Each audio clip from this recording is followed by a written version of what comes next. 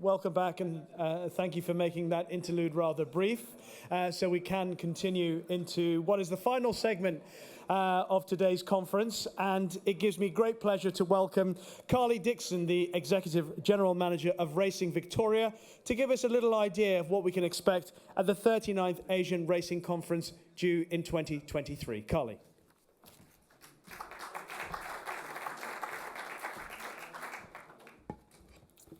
Thank you, everyone. It's quite a change from social and environmental sustainability to social engagement of a vastly different kind, but I'll try and keep a theme going here. If I could just start first by saying thank you to the IFHA for having me here today to speak to you about the Asian Racing Conference to be held in Victoria, Australia next year. I carry with me the enthusiasm of the entire Australian racing contingent who is looking forward to welcoming you all to our shores in February next year. Today I propose to take you through the key elements of the conference, which will include events, venues, options, and particularly theming of the business program. But I'm mindful of the need to make up some time, so I'll keep it quick. The conference starts with bureau meetings on Monday the 14th of February, followed by an exceptional 3-day business program, culminating in a wonderful day of group racing at Flemington Racecourse on the Saturday. For those of you who have yet to decide whether to bring your partner to the conference, I would just draw your attention to the fact that the 14th of February is also St Valentine's Day, and what better way to celebrate Valentine's Day than an opening ceremony in Australia?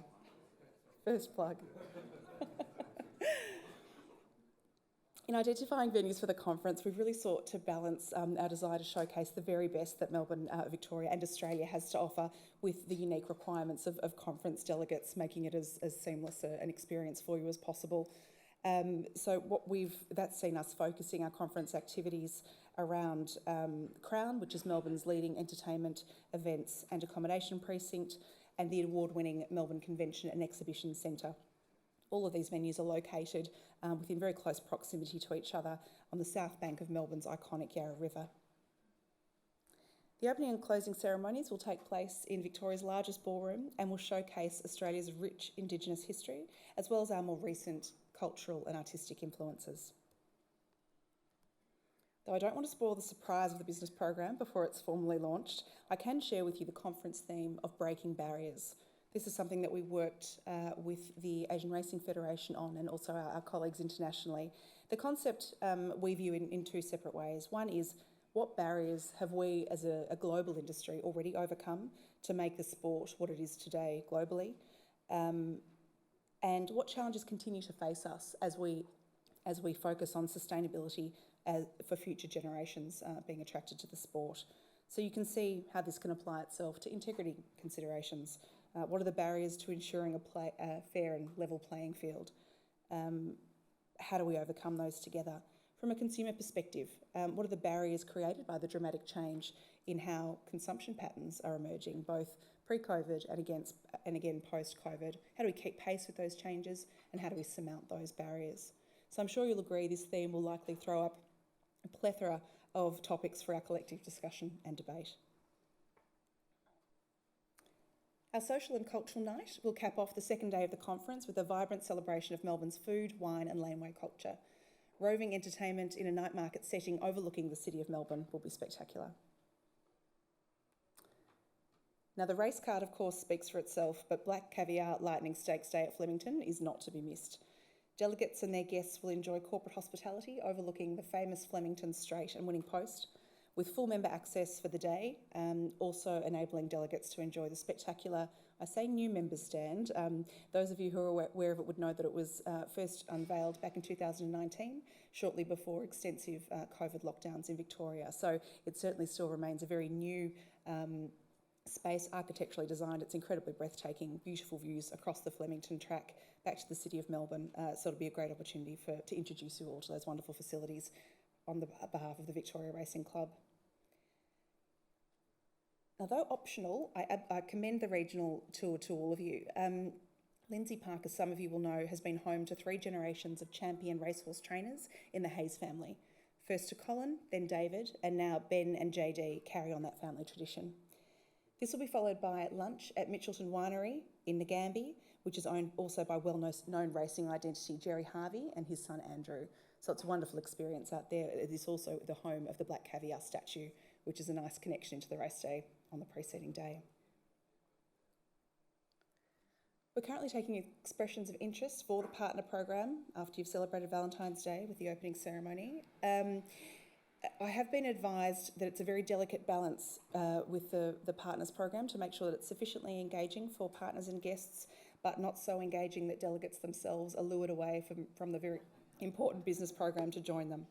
So while the final program remains subject to finalisation based on numbers and level of interest, we're looking at a trip to the Yarra Valley, which is renowned for its cool climate wines in Victoria, only an hour out of town, so limited travel there.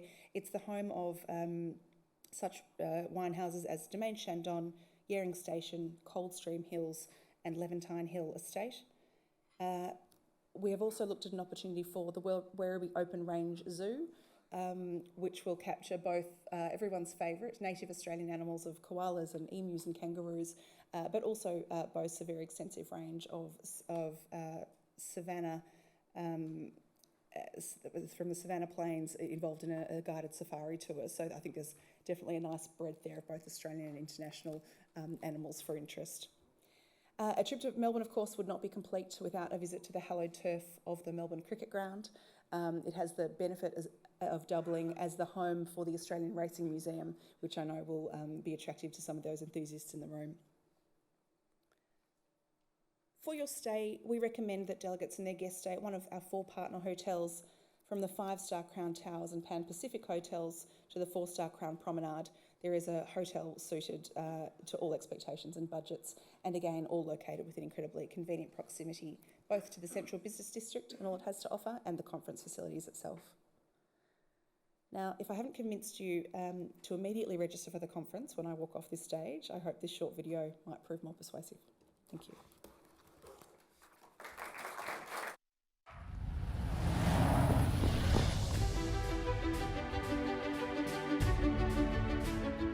Melbourne, voted the world's most livable city. 5 million people, one great love.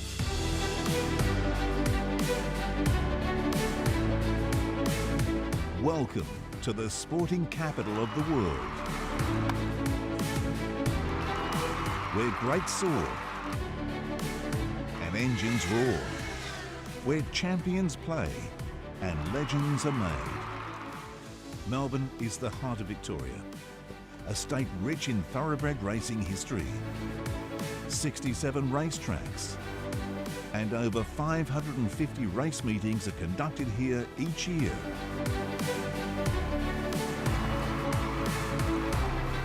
From once-a-year country race meetings to iconic Melbourne racetracks, from respected breeding farms to vibrant training centres. Racing is integral to the Victorian economy, supporting 25,000 full-time jobs. It is part of the fabric of the community and a sport that delights many. Great races and historic moments are made here in Melbourne. There's the Cox Plate. Very elegant plate. It's State of Rest at the 100. Animo wearing it down. State of Rest just in front of Animo. State of Rest holding on. State of Rest. The Caulfield Cup. Murder Glass. It's the Japanese again. Murder Glass. And of course, the Melbourne Cup. And it's very elegant. 10 Group 1s. And now the greatest of them all, the Melbourne Cup. We're privileged to host world racing's biggest names each year. And equally proud to showcase our stars on the world stage. And a great moment for Australian racing, for Australian sport. Racing is in Victoria's DNA.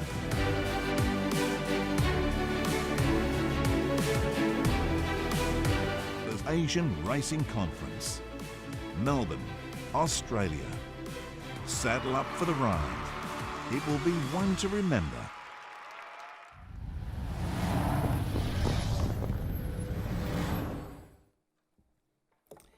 Well, thank you all very much for your time. Oh, thank you.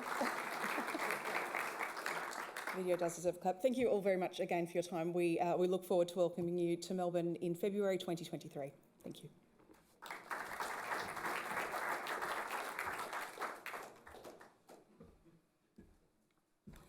Carly, thank you. A number of my esteemed colleagues in the media over the last few weeks have been boasting to me that they are heading to Melbourne for the race that stops a nation. Funny enough, a little spot in my diary has opened up starting the 14th of February 2023, if anybody's interested. But we are moving into the final session of today's conference. And of course, as I started today's chat, mentioned that in 2019, I hosted this conference for the very first time. Wonderful experience, but subsequently for the last 2 years, we've been doing this via Zoom. Of course, we didn't know what was coming in October 2019. 2020, the pandemic swamped the entire world. Have we learned anything from it? Well, we're going to try and find out a little bit about that in this final session of the day. So first of all, we begin this session by hearing from the President and CEO of the Japan Racing Association, Masayuki Goto.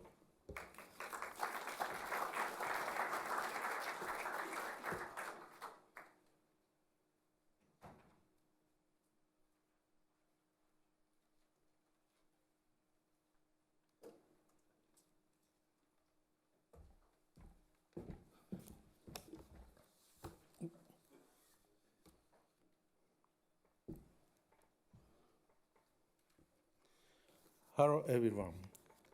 And thank you very much for the opportunity to speak on the topics of JRA's challenges during the pandemic and what the experience will leave for the future as a legacy post-COVID-19.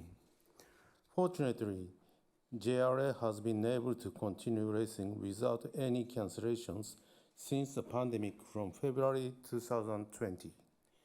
In addition, we have been able to maintain the turnover trend before the pandemic, which is slightly increasing up to date. Today, we would like to share how JRA experienced and adapted to the pandemic and what future initiatives are required based on our own research. For the COVID-19 in Japan, the first positive case was detected in January 2020, followed by a rapid spread in February. In response, the Japanese government requested to each event organizer regarding the cancellation, postponement, or reduction of large-scale events to avoid clusters and pandemics. Then, JRA decided racing without spectators and closed all OTBs from the end of February. Here is an overview of JRA turnover from 2016 to 2022. Due to the racing without spectators and closure of OTBs, cash betting turned to zero in once. Although a decrease of turnover was predicted, a slight upward trend has been maintained to the present. The number of online betting accounts increased by 1.2 million from 2019 to 2021. This is a significant increase compared to the decade before that.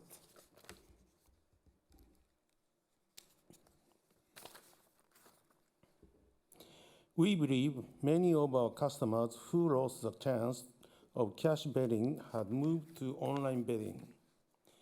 In fact, the aging of Japanese racing fans has always been a major issue, and we are seriously concerned that older customers might be resistant to online betting, mainly via smartphones.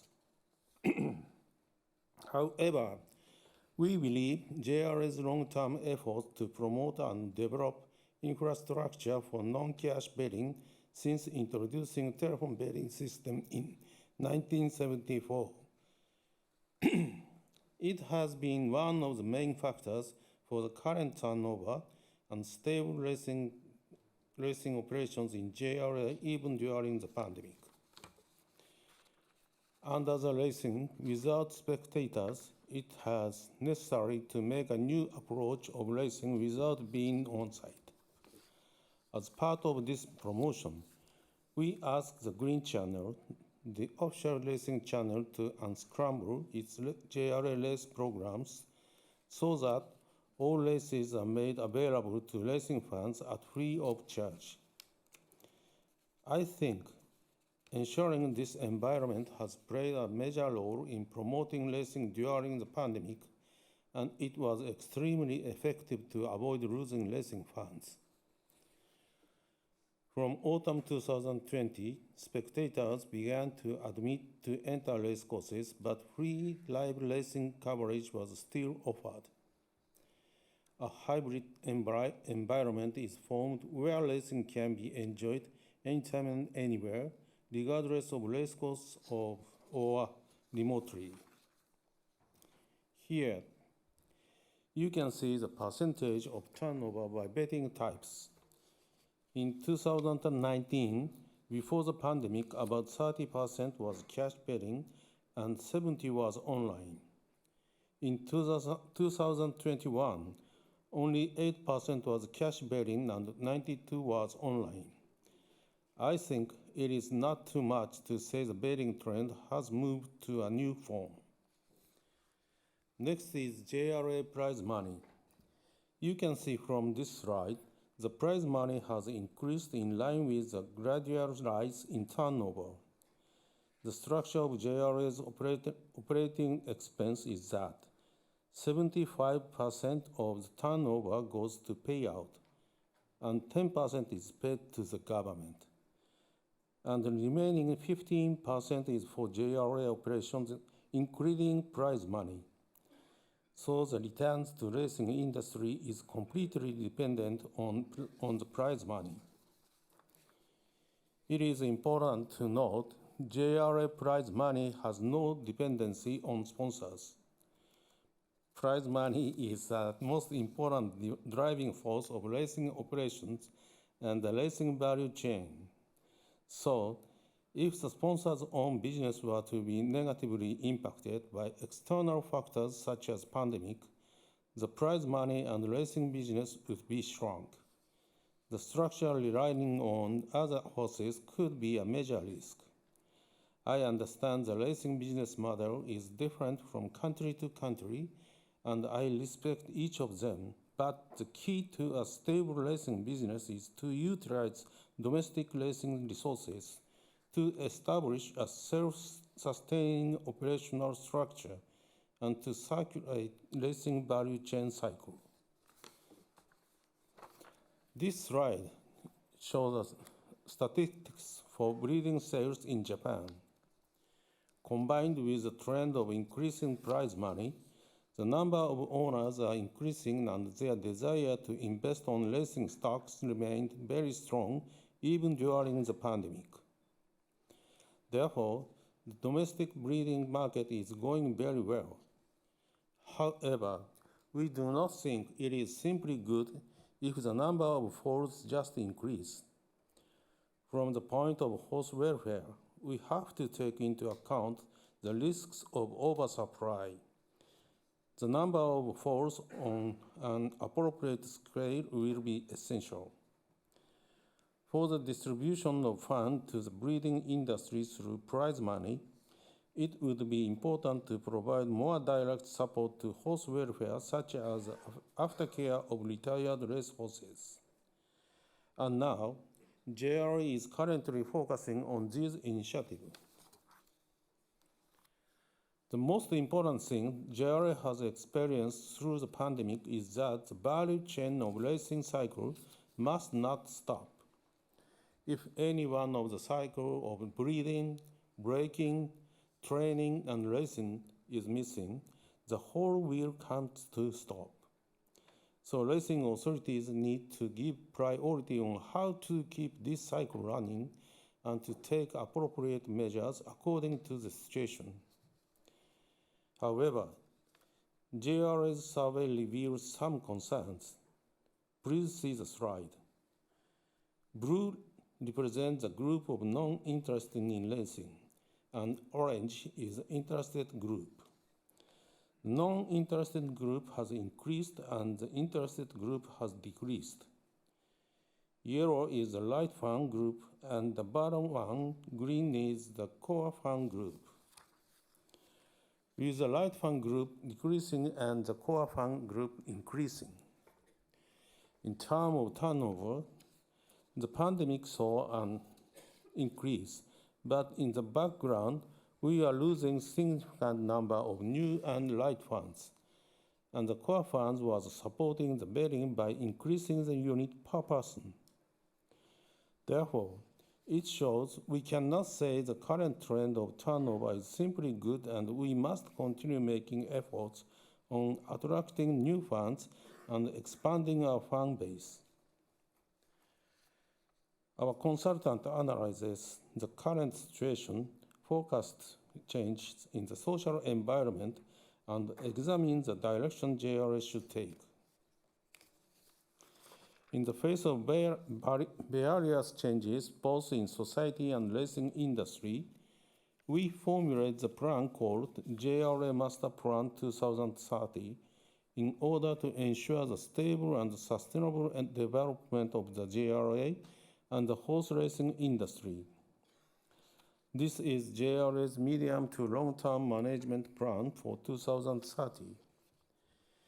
It is set out by 3 main concepts, and now we are moving towards the future, and I would like to share with you a few topics in here.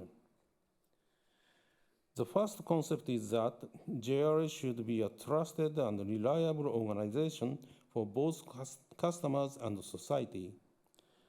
The following plans are based on this concept: social contribution within a new framework, promotion of environmental management, dealing with retired race horses. The second concept is to strengthen the business foundation of JRA and the racing industry. The following are based on this: active publicity for working with horses, heat stroke prevention at raced courses, traffic management with using AI technology. The third concept is secure, steady financial resources. The following are based on this: measures to give back to customers, improvement of online betting environment, implementing effective promotions. The need for various initiatives for sustainable development of racing in the future is not limited to the Japanese racing. It must be a common theme among IFHA member countries.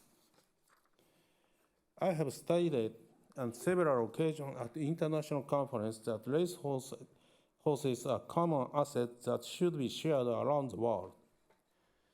Through IFHA International Conference, we will continue to share and exchange dialogue with the delegates from the world, the issues and the measures that need to be taken for the future racing. I'm pleased this year's conference is not virtually, but in person. Thank you very much.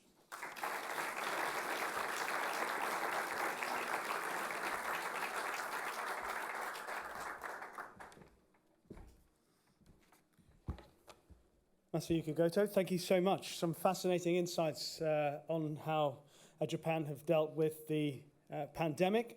I'd also like to welcome onto the stage now V. Moodley, the Chief Executive Officer, the National Horse Racing Authority of South Africa, and Daniel Kruger, Managing Director of Deutsche Galopp.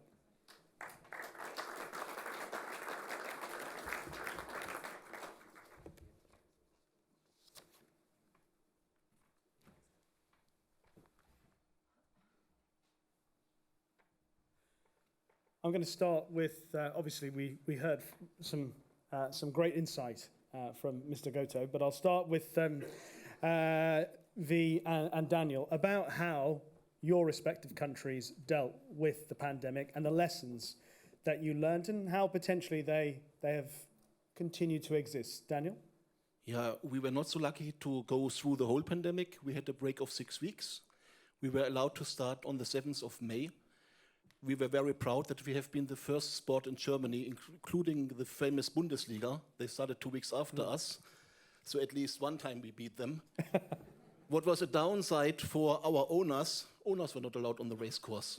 So it was just trainers, the grooms, and the jockeys. And the jockeys had even to wear a mask during the race, what some people, including myself, we found very funny, yeah? Because I don't think you can infect someone during a race. What we learned then, we had to open a TV channel, but we had no TV channel. We had just for bookmaker television, what was purely the race. And that was a big challenge for the German industry to start from scratch with the TV production. And that was the most important, and we kept going on from there. Always a battle trying to get through that. V, what about South Africa? Well, Rishi, there's a completely different perspective.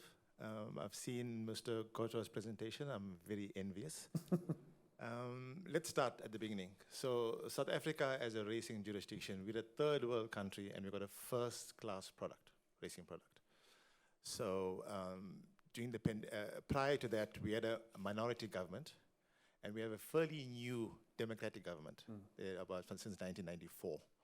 So when racing was shut down, to communicate to them would be an hassle, because the new government, decision makers, their understanding of horse racing was very limited, extremely limited. So therein lies the big problem, to try and communicate and get things going. And their version or their views of horse racing is twofold, and I like your presentation you did with Tony Parker. They believe horse racing is an elitist sport, and it's only linked to gambling. Every other aspect of horse racing and the good was lost in translation. So that was the first problem I experienced. Part two of the problem was the value chain. Mr. Goda's presentation. In South Africa, as the National Horse Racing Authority, we do not own the entire value chain. So we're only responsible for direction and control of certain aspects. So if you don't own the value chain, you have a bigger problem to try and get everybody together. Having a first world product was the most important aspect for us to get going. And then we tried to do that. So the first communication, lockdown, was to understand where do we fit in as an organization. So as we all aware that horse racing straddles many sectors. So as an authority, we obviously operate under an agricultural certificate. So we fall under agriculture, and we use that sector for us to get racing back. So although there's lots of doom and gloom, we ceased racing on the 27th of March, and we reopened on the 1st of June. Other sporting activities, golf, cricket, tennis, soccer, only started 4 months after. Right. So it was quite a journey, which I'll touch on later about how went about doing it, especially when you're having decision makers not understanding horse racing. So we had to be very aggressive, passive approach. Well, I'm just going to pick up on what you were saying about dealing with the government, because obviously the pandemic forced many jurisdictions into working more closely with their respective governments. Daniel, what was your experience of it, and were there lessons that you've learned from that is serving you better now?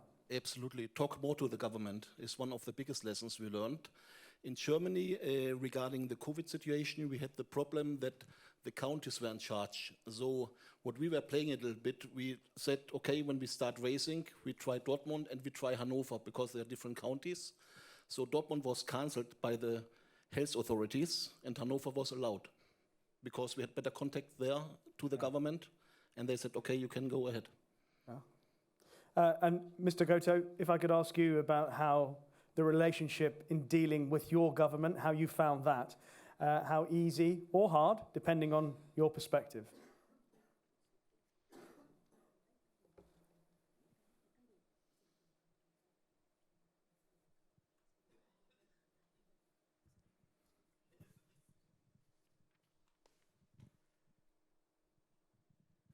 Actually, so there are some occasions that the government would like to stop the racing, yes. But we have some senator members who has big concern regarding horse racing, and we always make some contact with them, and they are big helper for us to continue racing. So the first season, especially so February 2020, no, 2019? 20, yeah. A month or so, I have to struggle with the government, but anyway, so I have passion to continue racing and how to keep it. It's a very not easy business for me, but fortunately we can continue the racing. Yes, of course. In the UK, I think racing was first back, bar snooker. Might have beaten us by a week, but racing was to the fore. It actually gave us a great opportunity. I mean, what I wanted to ask you, V, was how easy is it to get the government to understand the demands of racing? Because it is unique in terms of sport, because obviously you're dealing with animals as much as anything else. Yes, Richie. So I think we were slightly different in the sense that more bad news. 2 months after the pandemic, on the 8th of May, so South Africa has 3 racing operators. And the largest racing operator on the 8th of May went into business rescue.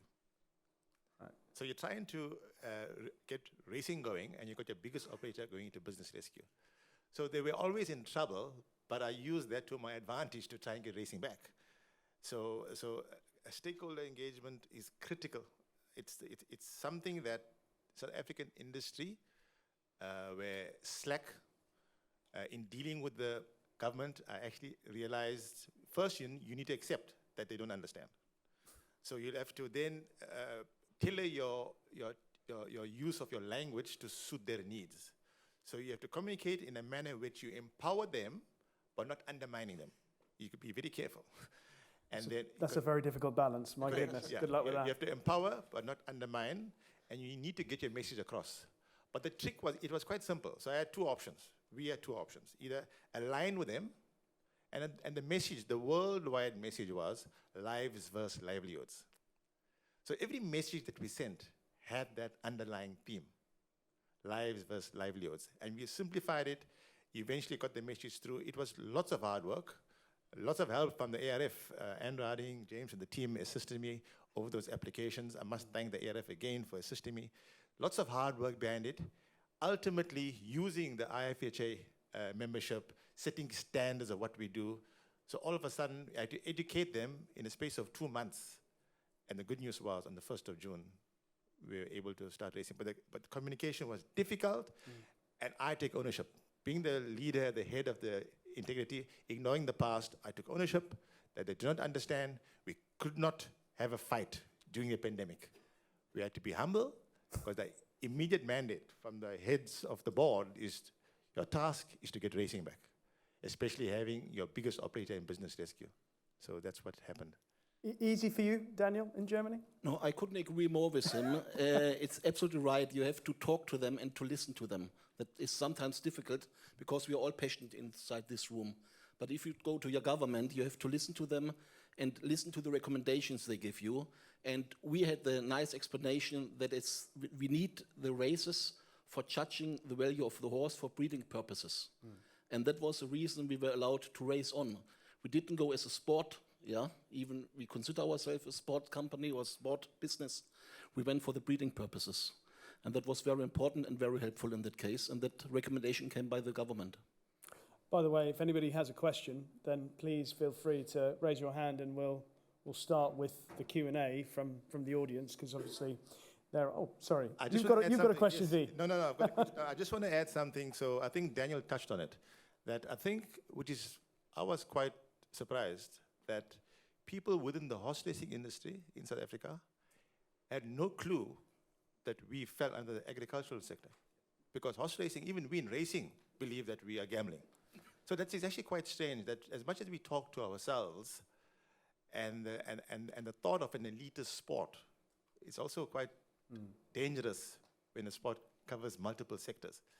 So those things. So just before we go to Q&As, part of my learnings were in life that if you want to be successful, there's 3 C's in successful, which was consistency, cooperation, and concentration. So in dealing with the government, I was consistent in my messaging. That lives versus livelihoods, we made it simple for them to understand.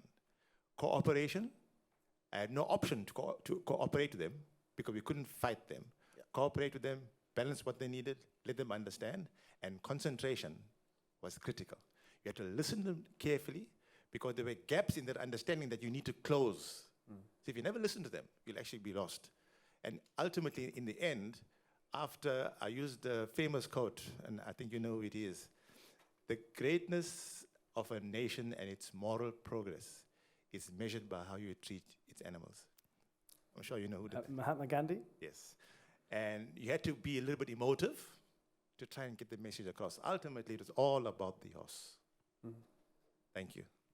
Oh, a very powerful message. One question I have for all of you is, clearly there's been a lot of communication once the pandemic ensued in order to get racing back and livelihoods, etc., back going forward. Why was there no level of communication with governments before that to make them, I mean, why has it taken a pandemic to get governments to understand the importance of the role of horse racing, breeding in their country and the contribution it makes to the country? I can respond first. Okay. South Africa, our business model was slightly flawed in the sense that the operator dictated to the regulator indirectly. Sorry, Susan, I've got to be candid here. So the operators dictated to the regulator on what happened. You follow the rule book. That was your task, and we'll take care of everything else. And so that's where the failure happened. So up until 2019, that has been reversed. Obviously, getting guidance from our membership, understanding where we belong. So we took ownership of that. It was for that reason. Yeah. Now you can't go during the pandemic and try and force it down their throats. So you had to be humble in that aspect. So that was the reason, which was sad though. Daniel, your thoughts on this? As a jockey club, there are many tasks you have to fulfill. And one is to talk to the government, but that is in your normal business maybe 20% of the time you're using. When you have a pandemic and you are told you're not allowed to race, you suddenly have 100% time for that. And that's the most important. Forced into a situation, absolutely. Mr. Goto? We, Japan Racing Association, is under government. So we usually have relationship with the government. So they know us very well. We don't know that they well, but in that mean, we usually have a good relationship with each other. So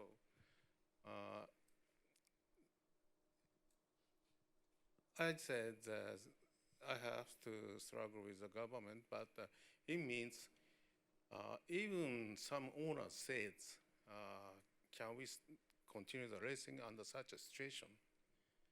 Yeah, Right. even owners said. Yeah. So I said government means concerns of racing circle, including owners. But usually we have a relationship with each other.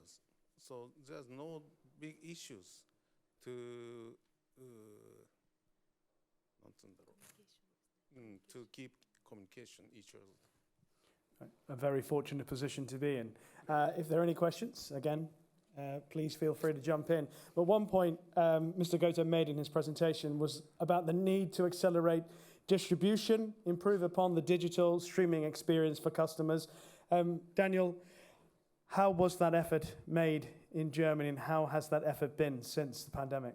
I mean, there were two main things. In normal, if you have a German race day, it's normally 8 to 9 races on a day. And through the pandemic on a Sunday, we combined, we had not 2 tracks doing that by 8, we had 1 track doing 12 to 14 races. So it was a long day for all the staff. But we said we have to save money as well. Why have 2 days, you know, with no spectators, no sponsors, and so on? That was the first important thing. And the other thing was, show the person who can't come to the races what is going on the race course. Have interviews with the grooms, with the trainers, with the jockeys, and get them behind the scenes when they are at home and they can't do it by themselves. And like I said in the beginning, it was very hard for the owners, who are mostly financing in Germany the racing, that they were not allowed to attend a race day, full stop. Yeah?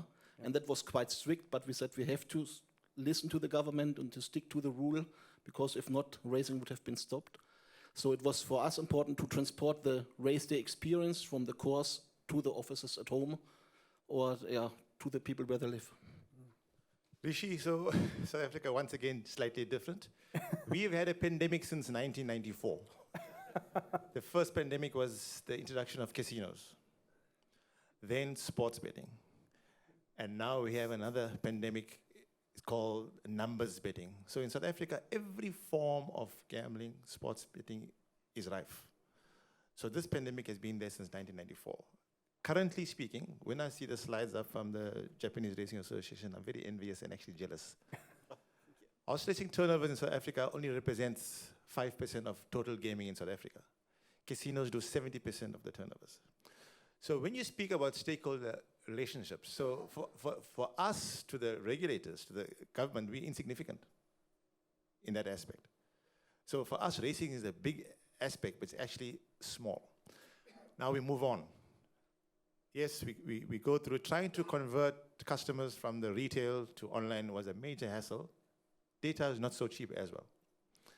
So the pandemic forced that transition. Now, as a positive, I know it's negative in the end, it's going to be neutralized. As a positive, the pandemic allowed us to now identify another pandemic, which is illegal betting. So although we have now converted the customers from retail to online, the product offering on online farm racing is different to the offering of every other time I told you. We can get a bet every 3 minutes, and it's online, and it's easy. So we've got a pandemic that, and I was thinking about it, we have those 3 non-pharmaceutical measures to avoid the pandemic, where the using of masks, social distancing, and washing of your hands. With illegal betting, the mask has moved from the mouth to the eye. You are distancing yourself from illegal betting, and you're washing your hands away from illegal betting. So it's being totally under-regulated or not regulated. And we have another pandemic in an already depressed market. Every other form of gambling. So as the pandemic learning has created and highlighted another problem which we need to tackle. So you've highlighted one negative to have emerged through the pandemic. It's a positive in the sense that it highlighted the problem because it was always there. Right. But it surfaced to a point where we said, hold on, we have another pandemic here, which there is no lockdown. It's open. So you talk about activists. Activists are looking to stop racing, and you talk about vultures who want racing to continue, but they're taking it away from you. So there's 2 different terminologies we have. So the pandemic has created this, highlighted the problem, because in South Africa, the turnovers, the perimeter, the total turnovers are down 55%. So that's the problem. And now we sourced it where it's coming from. And it's international. So the online has made it easier. And these licenses are issued from international perspective. It's another topic for another day, but it's a serious, serious issue. Indeed, and it's something that we can talk about for a very long time. But just picking up on something that Daniel talked about, you mentioned about educating people at home about the different elements of the sport. Didn't have a channel, but you had to do it somehow in order to engage with them from a distance. Is that something that you feel has accelerated the education for racegoers, racing fans in Germany? Is that something that everybody else could learn from? Absolutely, and important is as well to train your people, the trainer, the jockey, how to speak to the media, not to turn away and go somewhere else, yeah?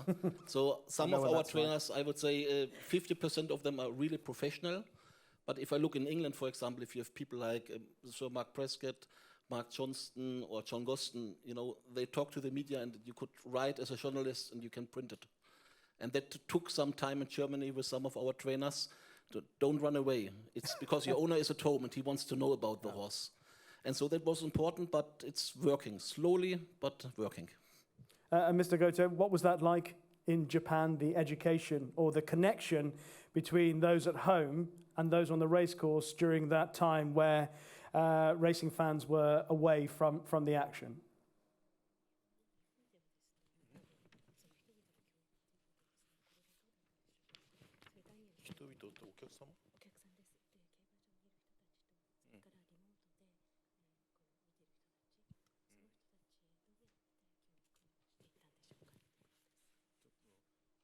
I'm sorry, I cannot understand what you mean. Educate. So communicating for people at home what was happening on the race course, has that improved? Did that improve through the pandemic?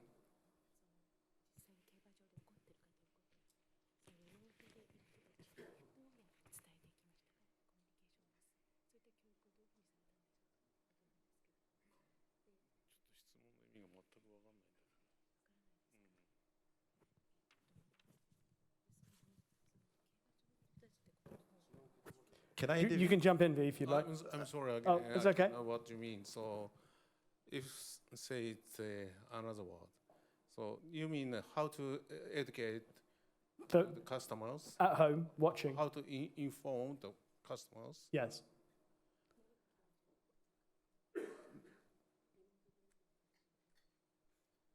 I cannot understand, but as I told you, so we never stop the racing. We can keep racing every weekend. And there are big pandemic in Japan, so they know what is happening in Japan. We don't need to inform. They know it easily. So that. Okay, so in Japan they were informed. What about in South Africa in linking what was happening to people who couldn't be there? So Rishi, I think it's slightly different. In a case where you only have one product, the customer and if there's no option, the customer is forced to learn. Different. So it's all about the product offering. So in the case of South Africa, we've got horse racing, and we have a new stuff which is foreign to most people, where you can take a bet on the numbers on a lottery around the world. You can take a fixed odds bet on a lottery around the world. It does most turnover in South Africa. Now you got that happening on a virtual platform every 3 minutes. So you move the people to online. Horse racing is taking place every 35 minutes. There's not enough product because in the pandemic, lots of racing was shut down and with the time zones. So as much as you try to give them information, but they have other products there to learn. So the customers that we're talking about converting, it's easy because they understand the product. But your danger is where they migrate to other forms. We bring people in thinking we can convert them to horse racing, but they're falling over the other products because it's easier. There's no skill. Horse racing, let's be real, is the intelligent bit. Horse racing takes time to study. You talk about Generation Z. Generation Z got no time to study. They want instantaneous, quick returns. So that's the Generation Z sitting at home, seeing what's happening on TV, said, this is too difficult. Draws, objections. I promise you, we talk about whoop use, and we're putting them off. They can't handle all this. We can handle it, we understand. The Generation Z says, but whoop and disqualify, they're getting confused. When I take a numbers bet or a sports bet, it's straightforward. I don't have all the stories. Yeah. So our messaging and what we're trying to achieve, either it's perceived or real, is actually a blockage for the Generation Z. So this is something I need to put in there. Thank you. Do we have any questions from the floor? Yes, behind the mask.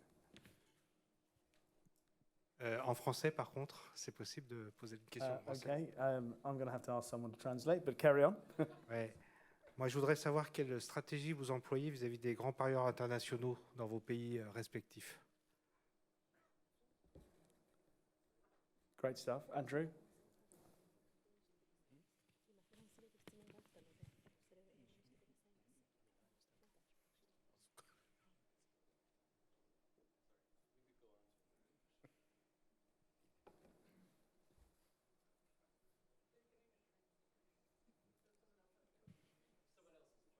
Okay, sorry, so someone else have a question at the moment?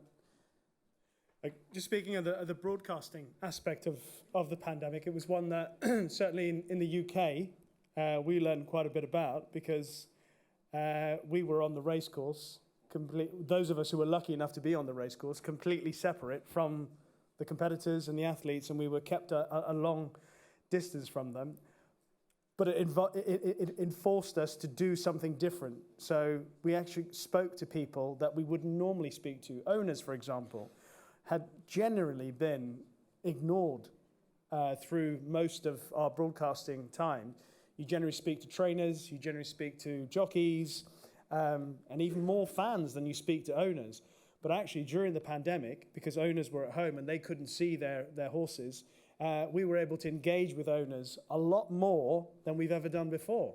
And actually, we found that owners actually became more engaged with us as a consequence, and they gave us more information.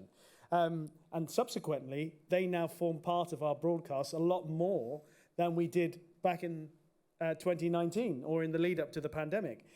So that was one benefit to certainly appear on British racing. The other one was the fact that we showed the fact that we were adaptable. We were able to move things around to suit the situation, whether it's moving things with regards to races and races in the calendar. Everything had been structured all the while through the years, generations, traditions. But we showed that we can actually do things when we have to. We can change. I mean, just putting that out to the panel, if there was one thing that was the biggest positive through the pandemic that is in use now, what would it be? Rishi, I can start. I think the learnings need to be converted. So we took the actual horse race itself for granted. And what resonated for me was the actual horse race itself is the nucleus of the entire racing industry. It's responsible for the growth and sustainability of the sport. So during the pandemic, horse husbandry was very important. So everything else took place but the race itself. So a 2-minute race was responsible for sustainability and growth of the sport. And we took that for granted that the horse race will take place. And now we fought for the race to happen. So that was the first learning for me. And my second learning, I will come back to your original question, was that stakeholder engagement must not be done on a need-to basis, but rather as a way of business. So those are the two learnings for me. And I think we've already taken that into play now. So we've already started the stakeholder engagement. That's been happening on a regular basis. Yes, we took the race for granted. Now we're much more appreciative of the race. But in saying that, I think we're all human beings, and we build with a default option that we fall back to the old. And I'm hoping in our case as leaders that we don't, and we're very aware of what's happening around us. Thank you. Daniel? There are two things we learned, and they combine together quite closely. The first one is what I said is the television picture, that you have it. The other way is to distribute it, to make it as easy as possible. If someone wants to see a German horse race, it should be possible with him to turn his computer on or his television. They have streaming services, and with one click. And that they don't need to log into a betting account, and they don't need to have a minimum bet. So we had an agreement with our bookmakers. They have the live picture, and on normal television, we have a 3 minutes delay. So for the punter, he wants to see it live. 3 minutes is just nothing, basically. But we have it now on YouTube, Facebook, Instagram, and even on some streaming services from Deutsche Telekom, Magenta TV, that we have racing there. And so we have a bigger audience suddenly. I have friends of mine who are not interested into racing, and they say, I saw you on the race course, or I heard an interview, or is it horse coming back again? And Torquato Tasso was a big help that he stayed in training, because he was going to a much broader audience, not only the racing fans, because people said, oh, this is this fantastic horse from France, and can I see him in Germany now? Yeah. So that are the biggest learnings. I'm grateful to have him. What a great race he ran yesterday as well from a wide draw. Mr. Gocha, the biggest positive to emerge for you through the pandemic? Actually, so the pandemic in Japan is not finished yet. So currently, we are talking about after pandemic. Because so we need to analyze the situation of pandemic. So what is the positive, what is the negative? It's very important to see the future. So we are now working about it. So I'm sorry, I cannot say it now. But in future. However, I can say we are very lucky to keep turnover. And maybe so all fan has to use smartphone. Yes. Smartphones are the key. So we're going to have that question, can we? Oh, okay. All right. Thank you. Yeah, I will try to translate. The question is from Sylvain Copier, who is a racing journalist for Paris Turf, which is the French racing newspaper. I'm not sure there is a direct link with the subject, but the question was, what is the strategy regarding professional punchers in each of your respective country? I think the translation regarding professional punchers is high rollers. High rollers, yes. What's the strategy for handling high rollers in respective countries? So from a South African perspective, I think I touched on it earlier on. We just busy finding out at the moment that high rollers are basically playing on illegal websites. So the strategy, it's a long strategy. That's why I say the short, medium, and long term. This is a life-term strategy. It's happening. They're coming in via multiple channels.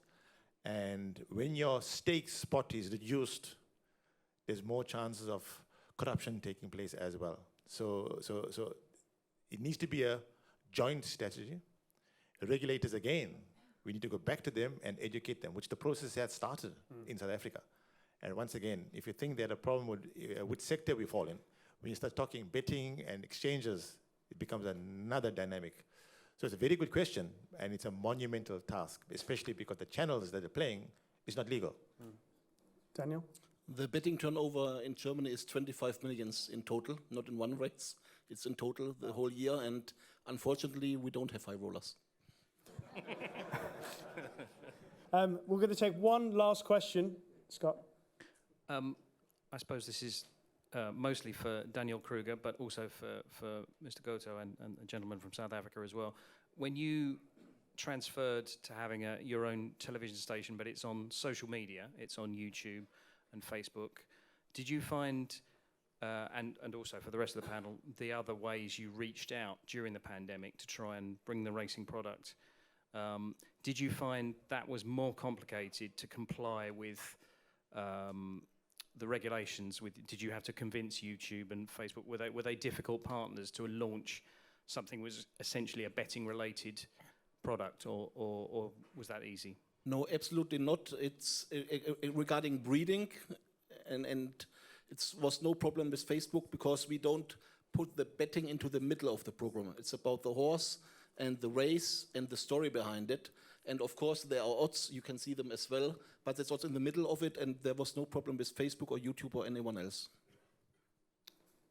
From a South African perspective, we have no issue because we have our own television channel, and 70% of the turnovers are done from your retail footprint.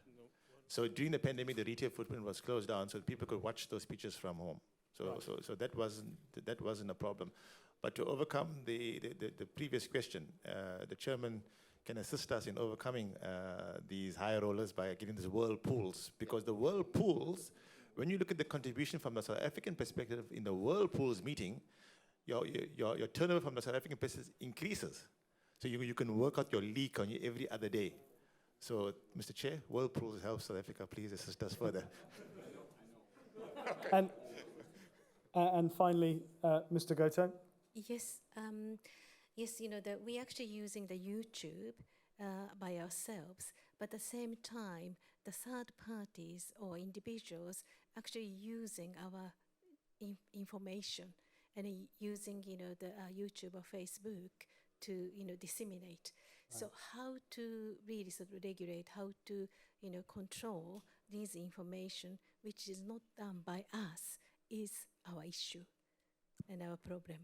Well, thank you all, in fact, on the panel, for sharing your thoughts and insights into the learnings from the pandemic. So can we have a round of applause for Masayuki Goto, the President, CEO of Japan Racing, V. Moodley from South Africa, and Daniel Kruger, the Managing Director of Deutsche Gallop. Thank you all very much. As we get ready to close this final session, it's only right and proper that we welcome back Winfried to do just that.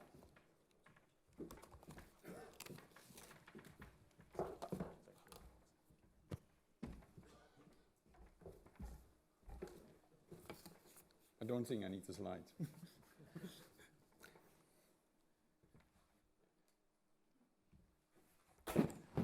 So, good afternoon, and we are a little bit overrun, but I think it's due to what we had very seldom very stimulating question and answers, and therefore I think we well justified not being as punctual as Germans normally have to be.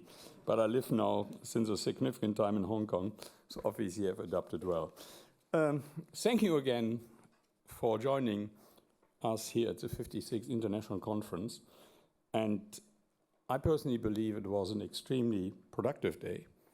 And we have explored critical issues being faced by our sport and some very important work and developments which our members have achieved. I feel very energized, I hope you too, by many of innovative ideas, initiatives and collaborations that we heard about over the course of the conference. First of all, I would like to extend my sincere thanks to all our speakers who has given us their time and shared with us fascinating and thought-provoking insights into the latest development and learnings about integrity, fan engagement, climate change, and challenges and opportunity arising from the pandemic. I would also like to extend my appreciation to Richie for skillfully moderating the conference throughout the day and asking probing questions. I hope that you all will leave the conference inspired by what we have heard and the exchanges with your peers, and excited for many milestones that we can and we will achieve together in days ahead. On that note, I would like to ask just a few minutes to summarize the major themes explored today during the conference and the issues facing our industry today. There are some of the key driving forces behind the Federation's strategic objectives and initiatives in the coming year. Integrity. First and foremost, the Federation is dedicated to protect the integrity of the sport and supporting our members in implementing practices and infrastructure necessary for ensuring a level playing field for all. The establishment of IFHA in the United States is a revolutionary step forward for its racing industry, and among other things, marks a major shift in respect of anti-doping control, welfare and traceability of horses throughout their lives. This is highly significant in terms of the Federation's quest for international harmonization of racing rules, which is essential for internationalization and long-term success of our sport. And I look forward to seeing the IFHA and IFHA fostering a collaborative working relationship in the coming years. Commercial marketing.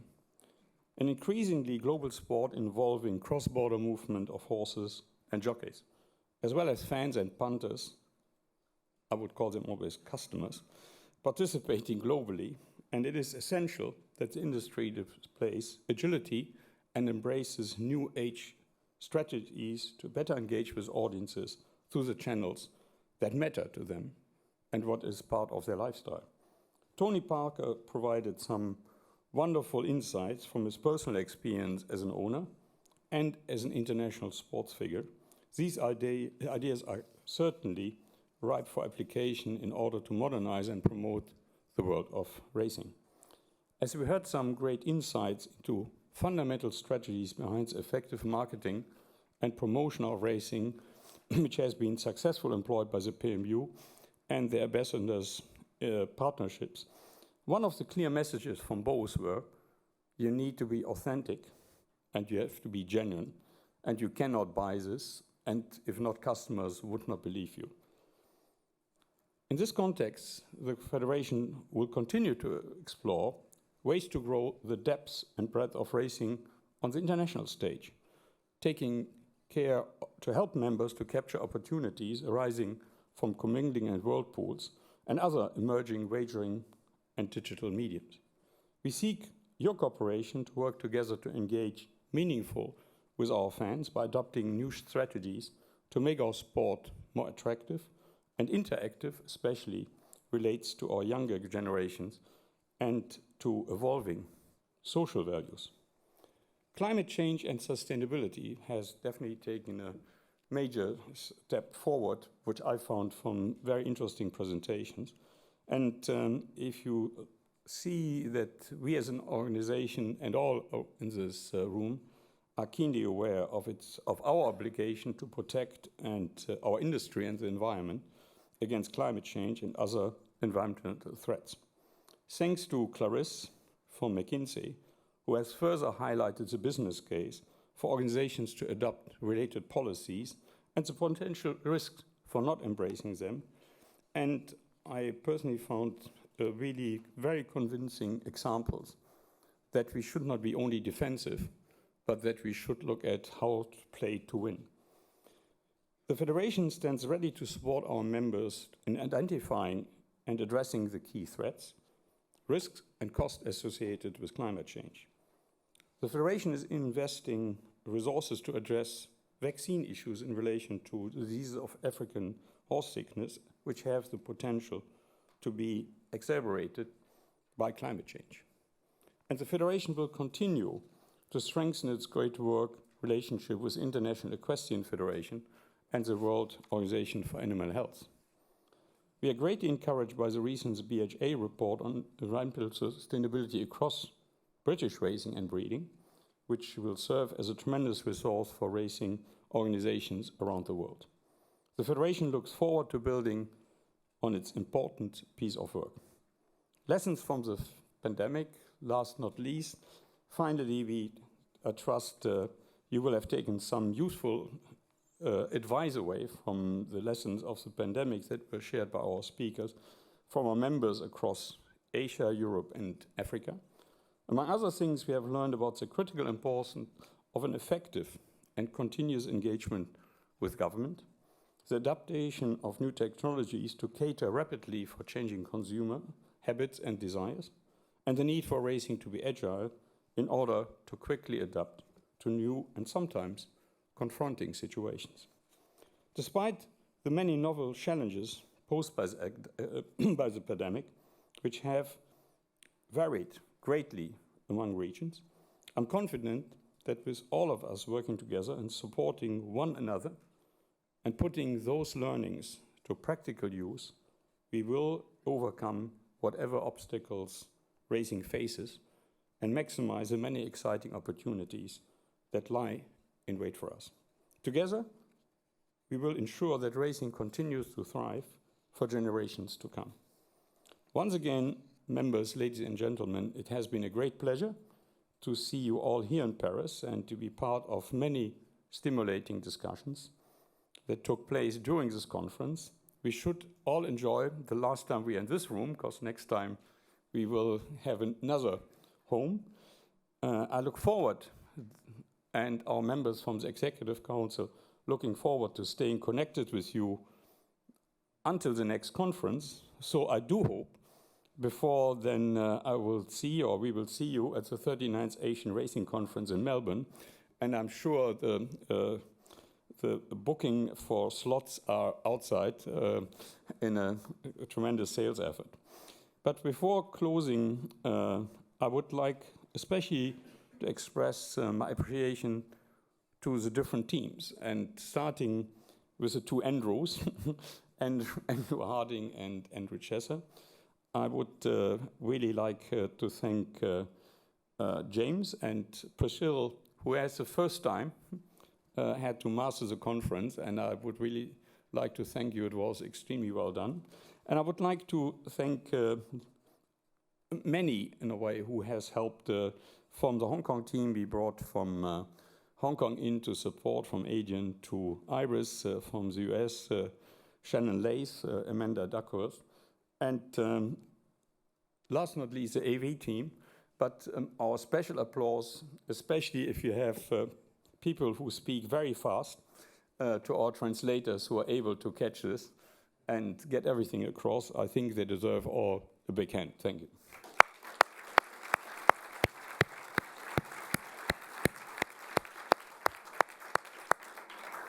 There's a certain tradition I would like to continue, which Louis always has as great tradition, to show the replay of yesterday's Prix de l'Arc de Triomphe, won by Alpinista.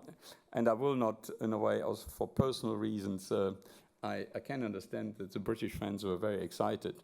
And I think it is really fascinating that you see such a dedicated breeder over such a period of a long time, who has a lot of times done unconventional breeding, but she really understands her family, and it's great to see that somebody with such a passion and dedication wins this race. So.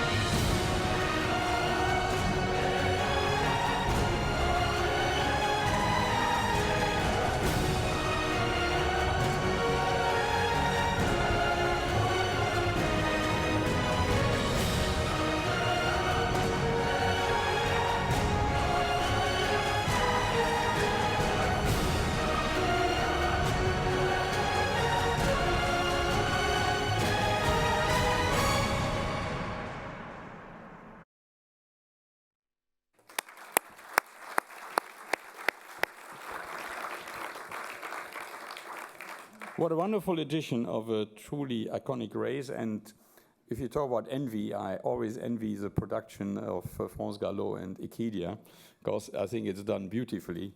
And in this respect, thank you again, and my very wishes to all of you. And some of you I will see especially tomorrow for the next working session. Thank you.